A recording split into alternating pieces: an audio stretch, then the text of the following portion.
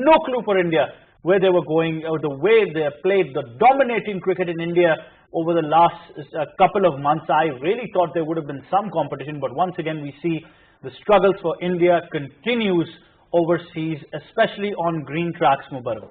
Yeah, exactly. Like they have been known, you know, the king on their own phase. But eventually we have seen that they beat Australia in Australia. So that's something unusual which doesn't happen usually.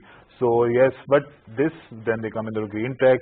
Kohli got failed miserably twice, not in once, but both the innings. First they got out in 165, then 191, I guess, if I'm not wrong.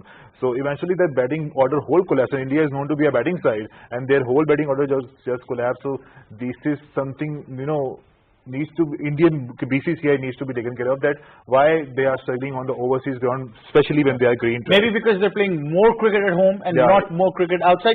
But as a expert, how do you analyze the situation? Not just the fun part where people are trolling Kohli. I think that's wrong. As a player himself, he's got to go back to the drawing board, because this is consistent now from Virat Kohli. Well, when you talk about the performances of Indian cricket in last 2 years, maybe in Test cricket, I think they were really exceptional.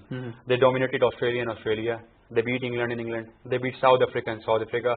So team has been performing exceptionally well. We know that New Zealand get big of them, and they beat them at Wellington by 10 wickets. That was something special. That was something rare when you talk about Indian Test cricket nowadays.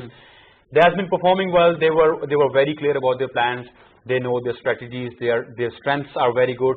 The main thing, I think, to me, what really happened to Indian team is the collapse of their captain Virat Kohli, and honestly, it's part of the game. Yeah. You will have those patches in your 20 or 15 years of international cricket. Even I remember Sachin Tendulkar were absolutely out of his form, and he scored only 168 runs in a whole calendar year when Muthiah Muralidharan scored 189 runs. Yeah. So it doesn't mean that Muralidharan is a better batsman than Sachin Tendulkar. Same is the case here. Kohli has been performing exceptionally well. He is a fantastic player. There is no doubt about that. Yes, there is a bad patch, and I'm pretty sure that he will come out of it.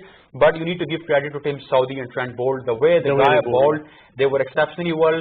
They really learned how to get these wickets. They had clear minds how to trap which batsmen. And apart from Mayank Agarwal and Ajinkya Rahane, I think everyone else really struggled here. Really struggled, but definitely things to ponder if we talk about the fact that India really need to pull it back now in the next game. But definitely, I think India is a strong side mentally. They're going to pull it back. The silver lining, like I said, is Ishant Sharma. Mubarak and Zip, thank you very much for your time on Sports Extra. Definitely great having you. We're going to leave it at that. And of course, we're going to be continuing the shows throughout the week. From me and the entire team, it's goodbye for now.